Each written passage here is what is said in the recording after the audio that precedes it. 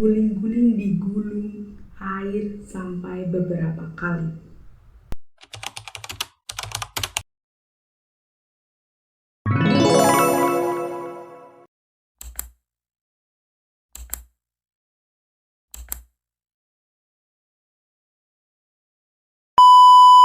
Assalamualaikum warahmatullahi wabarakatuh. Halo, selamat datang kembali di Sucika Dena. Gimana nih kabarnya teman-teman semua? Semoga sehat selalu ya. Dan buat kalian yang lagi sakit, semoga cepat sembuh, sehat kembali seperti sedia kala. Oke, di video ini aku mau membahas tentang peristiwa tragis sebuah kereta yang dihantam gelombang tsunami hingga memakan banyak korban. Pastinya peristiwa ini udah nggak asing lagi ya di telinga kita semua. So, tanpa berlama-lama lagi, yuk simak terus videonya. 26 Desember 2004 menjadi sejarah kelam bagi masyarakat Indonesia, terutama masyarakat di Aceh sana.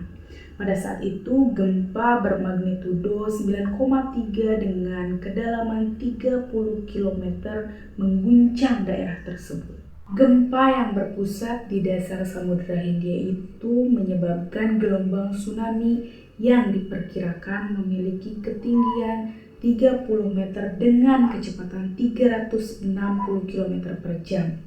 Bisa kalian bayangkan setinggi apa dan secepat apa gelombang tsunami pada saat itu? Sungguh sangat mengerikan, bukan? Tsunami ini merupakan tsunami terluas yang membuat tidak hanya Indonesia, tetapi negara-negara lain pun yang berbatasan langsung dengan Samudra Hindia terkena dampaknya, salah satunya Sri Lanka. Saat peristiwa itu terjadi, sebuah kereta api Samudra Dev atau lebih dikenal dengan nama Queen of the Sea di Sri Lanka diterjang oleh gelombang tsunami dan menjadi salah satu insiden kereta api terburuk yang pernah terjadi. Pada hari Minggu 26 Desember 2004 bertepatan dengan libur akhir pekan, libur Natal dan juga hari bulan purnama yang merupakan hari spesial bagi umat Buddha. Stasiun Fort Colombo dipenuhi penumpang yang ingin melakukan perjalanan liburan maupun berkunjung ke kerabat-kerabatnya. Beberapa kereta pun siap mengantarkan penumpang-penumpangnya ke tempat tujuan masing-masing. Begitupun Queen of the Sea milik 50 Matra Express, kereta reguler yang siap mengantarkan penumpangnya dari Colombo ke Gale. Jalur ini membentang di pesisir pantai barat Sri Lanka dan berjarak sekitar 200 meter dari laut. Kalian bisa bayangkan itu cukup dekat sekali ya, dari rel kereta ke laut itu hanya berjarak kira-kira 200 meter saja. Dengan banyaknya penumpang karena musim libur pada saat itu, para staf pun membantu mereka untuk segera naik ke kereta agar tidak terjadi keterlambatan jadwal pemberangkatan. Queen of the Sea pun melaju meninggalkan stasiun Fort Colombo sekitar pukul 6:50. Kereta tersebut melaju dengan penumpang yang berdesakan. Diperkirakan ada 1.700 penumpang di dalamnya. Pada saat itu telepon berdering terus-menerus tetapi tidak ada yang menjawabnya. Ternyata telepon tersebut dari kantor PPKA yang telah menerima laporan tsunami dan meminta agar semua kereta dihentikan karena telah terjadi gempa di jalur selatan, di jalur pesisir pantai itu tadi ya. Para petugas langsung sibuk menangani banyak kereta dan mereka berhasil menghentikan 8 kereta, tetapi tidak dengan Queen of the Sea. Mereka tidak bisa menghubungi Matra Express ini. Petugas pun mencoba untuk menghubungi setiap stasiun-stasiun yang ada di jalur selatan. Tetapi upaya tersebut gagal karena kemungkinan orang-orang di sana sudah berlari menyelamatkan diri atau mungkin ada juga yang sudah menjadi korban dari gempa yang pertama. Queen of the Sea pun terus melaju di jalurnya tanpa mengetahui informasi apapun. Mereka tidak tahu kalau sudah terjadi gempa di jalur pesisir pantai itu. Sampai akhirnya pukul 9.30 di desa Peralia, gelombang tsunami pun menerjang kawasan pantai. Kereta pun berhenti di sana ketika air meluap mengelilingi kereta. Alarm di sana pun berbunyi untuk memberitahu penduduk tentang kenaikan tingkat air. Tentu saja kereta tersebut stuck di sana, gak bisa maju ataupun mundur karena ya air sudah meluap di sekeliling kereta dan mulai masuk ke dalam kereta. Para penumpang yang berdesakan di dalam 8 rangkaian kereta seketika itu panik karena air terus membanjiri gerbong dengan cepat. Mereka semakin panik dan mencoba untuk berebut keluar dari kereta. Sebagian ada yang menaiki atap berharap bisa selamat, dan itu diikuti oleh yang lainnya juga. Untuk sesaat, air perlahan surut. Pada saat itu tidak hanya penumpang yang ada di dalam kereta tersebut yang panik, tetapi warga sekitar pun ikut panik. Mereka yang percaya bahwa kereta itu berdiri kokoh di atas rel ikut memanjat ke atap kereta berharap tidak tersapu oleh gelombang tsunami.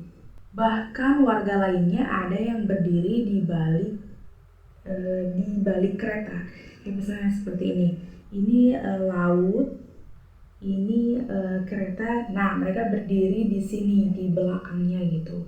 Mereka percaya bahwa kereta bisa menahan gelombang yang mungkin akan datang lagi. Beberapa menit kemudian, gelombang yang lebih besar kembali datang menyapu dan menabrak pohon-pohon, rumah-rumah di sekitar, dan apapun yang dilewatinya, termasuk Queen of the Sea ini, hingga berguling-guling di gulung air sampai beberapa kali. Bisa kalian bayangkan bagaimana keadaan orang-orang yang ada di atas, di dalam, dan di belakang kereta tersebut?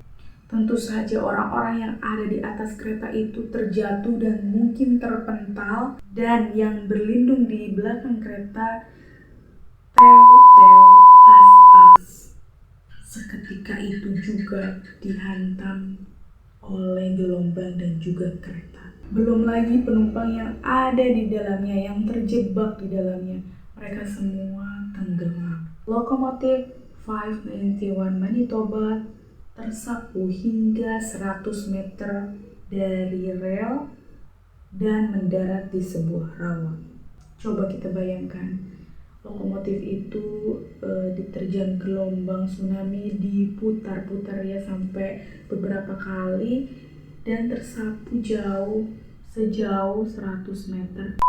Menurut perkiraan garis pantai dan tanda permukaan air di bangunan-bangunan sekitar, ketinggian gelombang tersebut mencapai 7,5 sampai 9 meter di atas permukaan laut dan lebih tinggi 2 sampai 3 meter dari atap kereta.